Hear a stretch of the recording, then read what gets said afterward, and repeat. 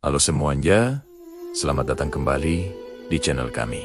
Hari ini, kita akan melakukan perjalanan menembus waktu, kembali ke masa lampau Pulau Jawa yang penuh misteri. Kita akan menguak sebuah legenda besar yang hingga kini masih menjadi buah bibir, yaitu kisah Syekh Syubakir, sang penumbal tanah Jawa. Siapakah sebenarnya Syekh Syubakir? Beliau adalah seorang ulama agung dari Persia, yang konon diutus oleh Sultan Muhammad Al-Fatih dari Kesultanan Turki Utsmani. Beliau merupakan bagian dari gelombang pertama para ulama yang datang ke Nusantara untuk menyebarkan ajaran Islam.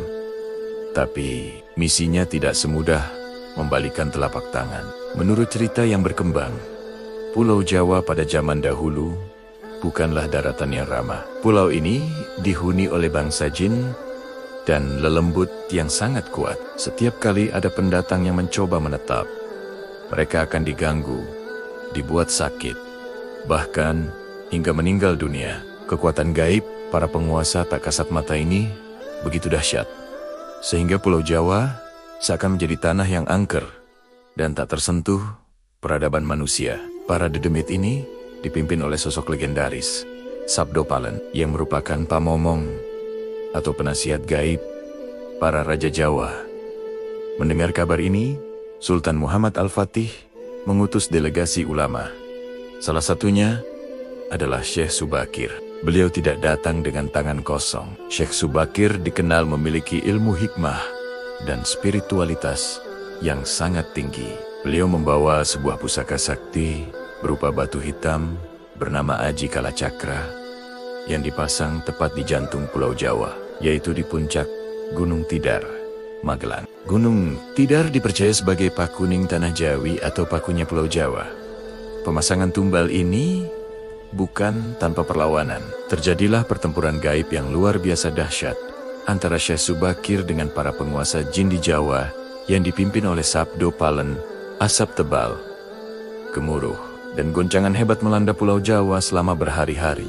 Kekuatan suci dari Aji Kalacakra berhasil meredam energi negatif para jin dan lelembut. Setelah pertempuran sengit itu, akhirnya tercapailah sebuah perjanjian agung yang dikenal sebagai perjanjian Sabdo Palen. Sabdo Palen sebagai perwakilan bangsa lelembut setuju untuk tidak mengganggu proses penyebaran Islam di Jawa. Namun, ada syaratnya. Syekh Syubakir dan para pengikutnya harus menyebarkan Islam dengan cara yang damai, bijaksana, dan menghormati adat serta budaya yang sudah ada. Islam tidak boleh dipaksakan, melainkan harus menyatu dengan kearifan lokal. Syarat kedua, Sabdo Palen berjanji akan menagih janji dan kembali setelah 500 tahun.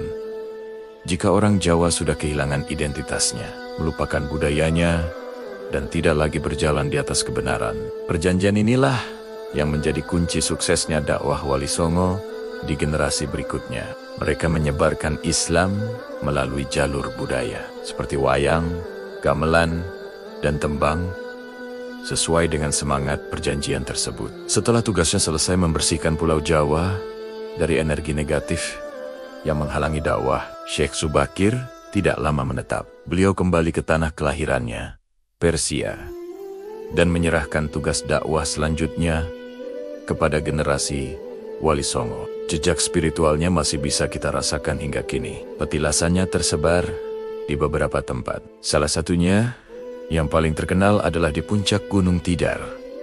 Banyak orang datang ke sana untuk berziarah dan napak tilas perjuangan beliau. Kisah Syekh Syubakir mengajarkan kita banyak hal. Bukan hanya tentang penaklukan gaib, tapi lebih dalam lagi.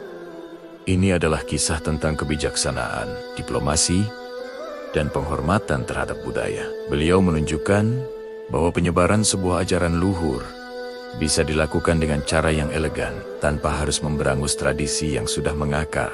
Justru dengan merangkul kearifan lokal, ajaran tersebut menjadi lebih mudah diterima dan menyatu dengan jiwa masyarakat. Legenda ini menjadi simbol bagaimana Islam masuk ke Jawa, bukan dengan pedang, melainkan dengan hikmah. Sebuah proses akulturasi budaya yang luar biasa, yang membentuk wajah keislaman di Nusantara menjadi unik dan penuh toleransi. Hingga hari ini, Gunung Tidar tetap berdiri kokoh, menjadi saksi bisu dari sebuah perjanjian agung yang mengubah sejarah peradaban di tanah Jawa.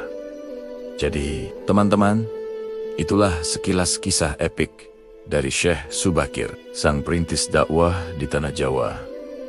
Sebuah cerita yang mengingatkan kita akan akar, sejarah, dan pentingnya menjaga keseimbangan antara keyakinan dan budaya. Terima kasih banyak sudah menyimak video ini sampai akhir. Semoga cerita ini bisa menambah wawasan dan kecintaan kita pada sejarah Nusantara. Jangan lupa untuk like, komen, dan share video ini jika kalian suka. Dan yang terpenting, subscribe channel kami agar tidak ketinggalan kisah-kisah menarik lainnya. Sampai jumpa di video berikutnya.